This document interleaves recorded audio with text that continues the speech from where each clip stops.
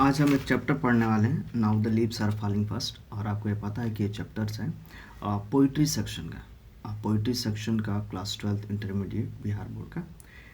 Now the leaves are falling fast जिनके writer हैं W.H. Orton. हम पहले इनके बारे में कुछ हम बात कर लेते हैं और फिर हम इस पूरी कहानी को, पूरी इस कविता को हम आपको बताएंगे।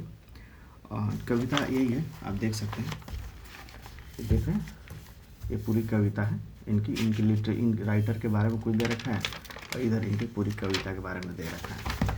तो इसमें जो in now the leaves are falling fast W.H. Auden के द्वारा लिखी हुई ये कविता है।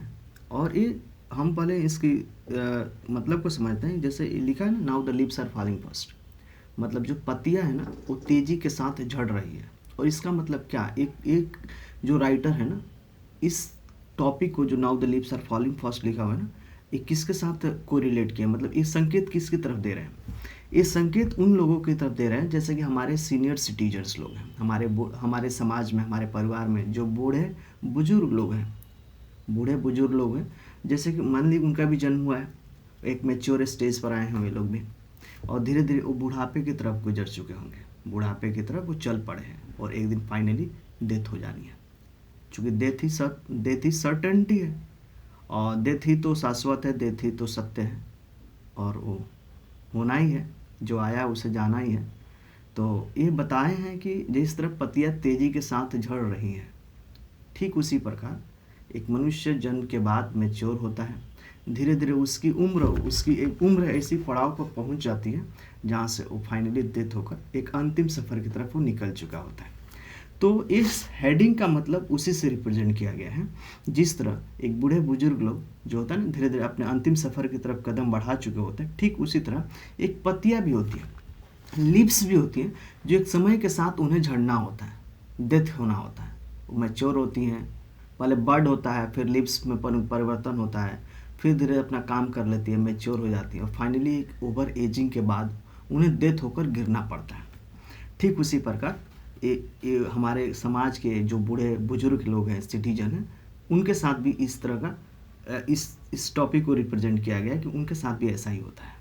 ठीक है, तो हम एक्चुअली एक कविता जो है ना, एक लिरिकल पोएम है। आप मतलब लिरिकल पोएम का मतलब आप ऐसे समझ सकते हैं कि गीत के रूप में गाया गया है, गीत के रूप में आप इस कविता को गा सकते हैं, गीत के रूप में आप गा सकते हैं। इनको well known as British poet बोला जाता है, क्योंकि इनका जन्म जो होता है ब्रिटिश इंग्लैंड में हुआ था।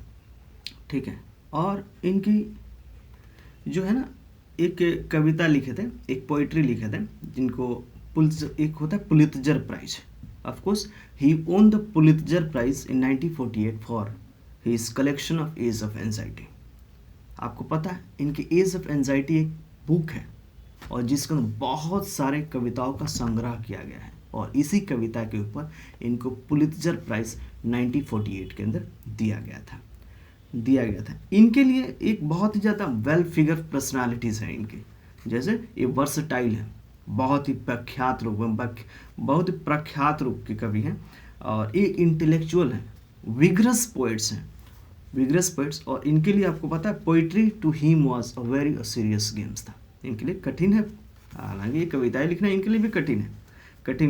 और ये अक्सर क्या करते थे ना, कि इनके पास एक ऐसा पैसन हुआ करता था, पैसन एक जुनून है, जो जब भी अपने कविताएं लिखते थे ना, पोइट्री में अपनी कविताएं लिखते थे, तो ये अक्सर उस कविताओं में एक ऐसे वर्ड क्वाइनिंग और एराइक वर्ड्स डाल दिया करते थे। वर्ड क्वाइनिंग, एराइक वर्ड्स का मतलब ये होता है कि अपने कविताएं में कुछ जटिल वर्ड्स को इस्तेमाल कर देते थे, जटिल मतलब कठिन वर्ड्स का इस्तेमाल कर देते थे, जिनके बाद इनकी कविताओं को पढ़ने में ना काफ़ी कठिन और काफ़ी परेशानियां सामना करना पड़ता था। मतलब वो वर्ड ऐसा लगता था कि ऐसा डिफ़िकल्ट वर्ड डाल देते थे जिससे इनकी कविताएं पढ़ना ही कठिन हो जाते थे। कहने का मतलब यही होता है कि एराइक वर्ड और वर्ड क्वाइनिंग का मतलब यही होता है कि अपने कविताएं में वो ऐसे वर्ड को इंक्लूड कर देते थे जिसको पढ़ने में आसानी से कोई पढ़ ही नहीं पाता था, पढ़ना ही कठिन हो जाता था। और अब ये बताते हैं कि इनकी लाइफ के दो पहलू हैं। एक तो ये जब ब्रिटेन के अंदर थे, 1939 के पहले ये ब्रिटेन में थे, ब्रिटेन में इनका जन्म हुआ था, वहीं पे कुछ कविताएं लिखे थे। इनके लाइफ के दो पहलू हैं, एक पहलू है कि जो ब्रिटेन में थे तब तक एक कौन कौन से कविताएं लिखे, और आफ्टर जब ये अमेरिका शिफ्ट हो गए तो फिर कौन कौन सी कविताएं लिखे हैं। तो दो फेज में लाइफ के अंदर इनकी लिखी गई कविताएं हैं। पहली कविता ये है कि ब्रिटेन जन्म से पहले कौन कौन सी कविताएं इन्होंने लिखी, पोइट्री लिखी, और एक अमेरिका के अंदर क्या 1939 के पहले ये ब्रिटेन में थे, और ब्रिटेन के अंदर लिखी गई कुछ कविताएं नोटेबल पोइट्री इनकी है, और एक अमेरिका के अंदर आफ्टर 1939 जब ये परमानेंटली शिफ्ट हो चुके थे अमेरिका में, तो वहाँ पर भी कुछ कविताएं लिखे थे। लाइफ में इनकी दो फेज के अंदर इनकी कविताओं को रीड किया जाता है। एक पहला page before shifting to the America, America में प्रवास करने से पहले जो ब्रिटेन में इनकी लिखी गई पूरी पोइट्री की कहानी पढ़ते हैं, और after shift permanently to the America वहाँ पे कौन कौन से नोटेबल वर्क इनके पॉइंट्स है उसको भी दो फेज में हम पढ़ते हैं। तो हम बता देते हैं कि आपको जो नोटेबल वर्क है जो अमेरिका में प्रवास करने से पहले ठीक ब्रिटेन में मीन्स वाट 1939 से पहले इनकी क्या क्या पोइट्री लिखी गई थी ब्रिटेन के अंदर, हम उसके बारे में पढ़ लेते हैं। लगभग कुछ पोइट्री है जैसे कि द ओरेटर, कुछ कविताएं हैं। Orator, the dance of death, next है लुक स्ट्रेंजर, इनकी कविताएं, और स्पेन है, और अनदर टाइम्स है। और अब अमेरिका के अंदर कौन कौन सी कविताएं लिखी गई थी। न्यू ईयर लेटर, इनकी एक पोइट्री है, कविता है। फॉर द टाइम बिंग्स, और ये भी कविता एक और है यहाँ पे, द एज ऑफ एंजाइटी, जिसके लिए 1948 के अंदर पता है पुलित्जर प्राइज मिला था। और एक कविता एक ऐसी बुक है ना जो बहुत सारे कविताओं का संग्रह किया गया, इस किताब के अंदर अनलिमिटेड कविताएं लिखी गई हैं। और एक सिल्ड ऑफ एचेलिस है। तो अगर हम देखते हैं कि इस now the leaves are falling first के अंदर पूरी इस कहानी के कविता के जो थीम है, मेन मुद्दा जो थीम है ना, उसमें बताया गया है कि ये लिरिकल पोएम है, आप इसे गाने के रूप में गा सकते हैं। इनकी कविता है क्या, ये कविता ऐसी है कि आप इनके गाने के रूप में आप गा सकते हैं, और गाने के रूप में तो गा सकते हैं, लिरिकल पोएम है। और दूसरी बात यहाँ पे ये भी लिखा गया है कि ये now the leaves are falling first का जो थीम जो है ना, आपको पता है कि ये लिरिकल पोएम है और आप इसे गाने के रूप में गा सकते हैं। और एक हास्यास्पद, मतलब कि एक मानव जाति, मानव जीवन के अंदर जो जन्मजात जो होती हैं, जैसे हताशा को उजागर करते हुए इसमें बताया गया। मानव जीवन के अंदर हताशा को उजागर करते हुए इसमें पोइट्री में बताया गया है कि जिस प्रकार एक मनुष्य जो है ना, उनके बहुत असीम इच्छाएं होती है, हमेशा वो क्या कर बड़े बड़े सपना देखना, उस सपने को पूरा करने के लिए उसके पीछे काम करना हमेशा से रहा है, बाय नेचर ही रहा है हमेशा से। तो बताते हैं कि उस बहुत बड़े सपना देखना, असीम इच्छाएं होती है जिन्हें पूरा करने के लिए वो काम करते हैं, लेकिन कभी ऐसा होता है कि कभी इच्छाएं कुछ पूरी नहीं हो पाती हैं, जिसके लिए वो पर्सन क्या करता है, अपने आप को हताशा महसूस करता है, अपने आप को टूटा हुआ बिखरा हुआ महसूस करता है, और फिर जो है ना वो समाज से आइसोलेट होता है, अपने परिवार से आइसोलेट होता है, और धीरे धीरे अकेलापन महसूस करने लगता है, घुट घुट कर अकेलापन जीता है, और घुट घुट कर एक दिन वो क्या कर जाता है, डेथ कर जाता है। ये कहानी की छोटी सी थीम है। और आपको पता है ये W.H. ऑर्डन का जो जन्म हुआ था 1907, मतलब 1907 और 1973 के बीच में, इनके 1907 में जन्म हुआ था और 1973 में इनकी डेथ हुआ था। तो ओवरऑल हमने जो इम्पोर्टेंट चीज़ें थी वो हमने बता दिया। हम फिर से इनकी जो राइटर है, लिटरेचर है, इनकी कुछ हम फिर से शॉर्ट में रिवीजन कर देना चाहते हैं कि इस कहानी में जो है now the leaves are falling first के अंदर एक इंकित किया गया है जिस तरह से हमारे समाज में सीनियर सिटीजन में जो बूढ़े बुजुर्ग लोग रहते हैं, ठीक है, एक उम्र हो जाने के बाद उन्हें इस धरती को छोड़ना ही पड़ता है, उन्हें अंतिम सफ़र की तरफ कदम बढ़ानी ही पड़ती है। ठीक उसी प्रकार जिस प्रकार एक पेड़ के ऊपर लिप्स जो पत्तियाँ होती है ना, सब पहले कली के रूप लेती है, फिर पत्तियाँ डेवलप होती हैं, अपनी काम करती हैं, फिर एक समय आता है कि वो भी पूरी तरह से मैच्योर होकर बूढ़ापे की तरफ वो बढ़ चुकी होती और वो पेड़ से क्या करती, पत्तियाँ झड़ जाती है। ठीक उसी प्रकार यहाँ पर इंसान मानव जाति को तुलना किया गया है कि हमारे समाज में जो बूढ़े सिटीजन लोग होते हैं उन्हें भी एक दिन छोड़ना ही पड़ता है, धरती को छोड़ना पड़ता है, ठीक है। और इसमें बताया गया कि आपको पता है पुलित्जर प्राइज 1948 के अंदर इनको मिला था W.H. ऑर्डन साहब को। और चूंकि इनके द एज ऑफ एंजाइटी जो बुक है ना, इसमें 400 से ज़्यादा, मोर देन 400 से ज़्यादा कविताओं का संग्रह किया गया इनकी किताब में, और इसके ऊपर इनके पुलित्जर प्राइज मिला था। ये बहुत ही वर्सटाइल और इंटेलेक्चुअल एंड विग्रस पोइट्स थे।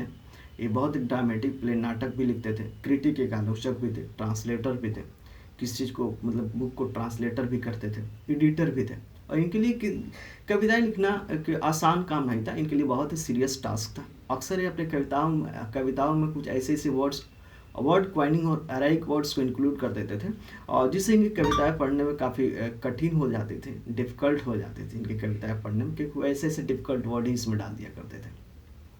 और बताया गया है कि इसमें जब ये अमेरिका में, इन्होंने ब्रिटेन में जब जन्म लिए थे, फिर बाद में 1939 के बाद इन्होंने परमानेंटली अमेरिका में शिफ्ट हो गए थे, अमेरिका में शिफ्ट हुए थे।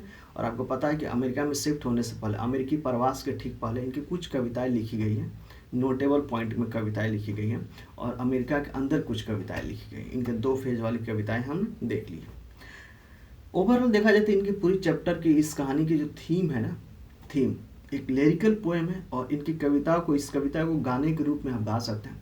थीम है, जैसे लिखा गया है कि द प्रेजेंट लिरिक, एक ऐसी लिरिक है जिसे आप इस कविता को गाने के रूप में जो आप गा सकते हैं। लिखा गया now the leaves are falling fast, पत्तियां तो तेजी के साथ झड़ रही हैं। नेक्स्ट लिखा enact the frustration inherited in human life, मतलब कि मानव जाति के अंदर, मानव लाइफ के अंदर जो हताश है ना, उसके जीवन को उजागर करते हुए बताया गया है कि मानव जाति के अंदर जो जन्मजात हताशपन होते हैं उसको उजागर करते हुए इसमें बताया गया कि एक ह्यूमन इंसान की जो इच्छाएं होती हैं ना, बहुत ही असीम इच्छाएं होती हैं, बड़े बड़े सपने देखना, उसे पूरा करना, उसकी एक बाय नेचर होता है, मतलब उसके अंदर नेचुरली ये थॉट कर लेता है वो ना, और करना भी चाहिए। और उस काम को मतलब फुलफिल करने के लिए, वो अपनी इच्छाओं को पूरा करने के लिए मेहनत भी करता है। लेकिन कभी क्या होता है कि वो हार भी जाता है, बिखर भी जाता है, टूट भी जाता है, और उस दौरान क्या होता है, अपने आप को अकेलापन महसूस करता है, और क्या करता है, पहले समाज से पहले आइसोलेट होता है, अपने परिवार से आइसोलेट होता है, बातें न करना, अपने आप को अकेलापन महसूस करना, अकेला रहना, और हमेशा घुट घुट कर जिंदगी जीना। और फिर एक समय आता है कि घुट घुट कर जिंदगी जीते जीते घुट घुट कर वो मर भी जाता है। ठीक है मित्र, एक कविता है कि अभी तो हमारी इस टॉपिक का हमें ओवरऑल एक राइटर के बारे में थोड़ी बहुत जानकारी हमने दे दी है, और अब हम इनकी उस कविता के बारे में पढ़ेंगे जो लिरिकल रूप में गाया जा सकता है, गाने को गाया जा सकता है। आपको पता है ये वाली इनकी मतलब कुछ कविता है, आपको पता है पूरा 20 लाइन में, 20 लाइन्स में लिखी गई है। हाँ 20 लाइन्स में लिखी गई है, और इसको 5 स्टेंजा के अंदर डिवाइड कर दिया है। 5 स्टेंजा के अंदर डिवाइड किया गया, मतलब कि 4-4 लाइन का, एक स्टेंजा 4 लाइन का, अगला स्टेंजा 4 लाइन का, इस तरह से। अगर 20 लाइन है तो 5 से डिवाइड करेंगे तो 5 से 20 लाइन है, 4 से डिवाइड करेंगे, 4 से डिवाइड करें तो 5 स्टेंजा बनता है, 5। और 5 स्टेंजा में, हर स्टेंजा में 4-4 लाइन करके इनके कविताओं को लिखा गया है। तो हम इसको डिस्कस कर लेते हैं। Now the leaves are falling fast, पत्तियाँ तेजी के साथ झड़ रही है। पहला स्टेंजा में जो लिखा गया लाइन हम पढ़ के बता देते हैं। Now the leaves are falling fast, nurses flowers will not last, and nurse to grave are gone, and prams go rolling on. हम इसके अंदर आने वाले हर उस वर्ड को आपको समझा देते हैं। जैसे कि पहला लिखा now the leaves are falling fast, एक लाइन लिखी हुई है जैसे पत्तियाँ तेजी के साथ झड़ रही है। Nurses flower will not last, आपको पता है एक पेड़ होता है ना, बड़ा सा अगर पेड़ है, मान लेते हैं कि अगर एक पेड़ है, इस पेड़ है, एजेड पेड़ है, इसके सरफेस पे आप देखे होंगे, सरफेस पे छोटी छोटी कलियाँ भी होती हैं, कलियाँ जो फूल फ्लावर्स छोटे छोटे कलियाँ भी होती है, उसके आसपास अनवांटेड बीट्स होते हैं, घास फूस होते हैं ना। तो बताया गया कि जब ये पेड़ है और इसके पत्तियाँ, now the leaves are falling fast, aged हो चुकी हैं, गिरेंगे, जो नीचे कलियाँ हैं और जो उसके आसपास में उस कलिया को प्रोटेक्शन करने के लिए जो घास फूस है, खरपतवार है, वो इस कली को, जो बेबी प्लांट है, उसको प्रोटेक्शन प्रोवाइड करते हैं, सपोर्ट प्रोवाइड करते हैं। मान ली कभी हवा काफ़ी तेज़ी से बढ़े तो उस कली टूट ना जाए, उसके लिए हर समस्या को आसपास में होने वाली जो खरपतवार है उस बेबी प्लांट को प्रोटेक्शन करती है। तो आप सोचिए ना, ये कली है, अगर इस कली है, एक कली है ना, इस कली के जो आसपास है ना, जो भी प्रोटेक्शन इस कली को प्रोवाइड कर रहे हैं ना, उसको हम नर्स बोलते हैं। मतलब कली को यहाँ छोड़ दिया जाए तो आसपास जो भी इसके लिए प्रोटेक्शन के लिए घास फूस है, इसको नर्स बोला गया। तो बताया जाए nurse flowers will not last, मतलब कि जिस तरह से पत्तियाँ तेजी के साथ झड़ रही है ना, ठीक उसी प्रकार जो नर्सेस फ्लावर है ना, जो उस कली बेबी प्लांट्स को प्रोटेक्शन दे रहे हैं ना, वो भी एक दिन ही बचने वाली है, उन्हें भी छोड़ कर जाना है, वो भी एक दिन डेथ कर जाएंगे, उन्हें भी छोड़ कर जाना है। और ये भी बताया कि नर्सेस जाना है, मतलब कहाँ जाना है, वो भी मर जाएंगी, डेथ कर जाएंगी, कब्रिस्तान की तरफ चली जाएंगी। और जो जिस बेबी प्लांट्स को प्रोटेक्शन कर रहे थे ना, वो भी एक दिन नहीं बचेंगे, वो भी एक समय के साथ उम्र होते ही लुढ़कते लुढ़कते लुढ़कते वो अंतिम सफर की तरफ वो भी निकल चुके होंगे। तो यही बताया जा रहा है कि जिस तरह पत्तियां तेजी के साथ झड़ रही है ना, ठीक उसी प्रकार जो एक बेबी प्लांट को प्रोटेक्शन करने के लिए जितने भी घास फूस खरपतवार है ना, वो भी एक दिन चली जाएंगी, वो भी एक दिन डेथ कर जाएंगी, कब्रिस्तान की तरफ चली जाएंगी। लेकिन उस जिस बेबी प्लांट को प्रोटेक्शन कर रहे थे ना, धीरे धीरे वो भी मैच्योर होंगे, धीरे धीरे अपने आप को वो भी बुढ़ापे की तरफ लुढ़कते लुढ़कते पहुंच ही जाएंगे, वो भी कब्रिस्तान की तरफ चले जाएंगे, मतलब उन्हें भी जाना होता है। ये 4 लाइन के अंदर हम ये बात लिखी गई है। नेक्स्ट है, अगला 4 लाइन में लिखा है कि whispering never left and right, pluck us from real delights, and you active hands must freeze lonely on the separate knees। मतलब whispering neighbors को मतलब क्या समझेंगे, जैसे agent of messenger of gods, जो भगवान के द्वारा भेजा गया जो यमदूत होते हैं ना, वो हम इंसान के हम लोग इंसान के आसपास में घूमते फिरते रहते हैं। और जब जिसका समय आता है ना, उसको मतलब कि उनकी डेथ जिनका जब भी समय आता है ना, उनका आत्मा को छीन कर लेकर भाग जाते हैं, चले जाते हैं। तो ये बताया गया कि whispering never left and right, लेकिन जब समय आता है तभी वो लेकर जाएंगे ना। तो हमारे जो भगवान के द्वारा भेजा गया जो दूत होता है ना, हम लोग के बीच में ही रहते हैं, हम लोग आगे पीछे दाएं बाएं इधर ही घूमते फिरते रहते हैं। और जब समय आता है तो क्या करते हैं कि plug us from the real delights.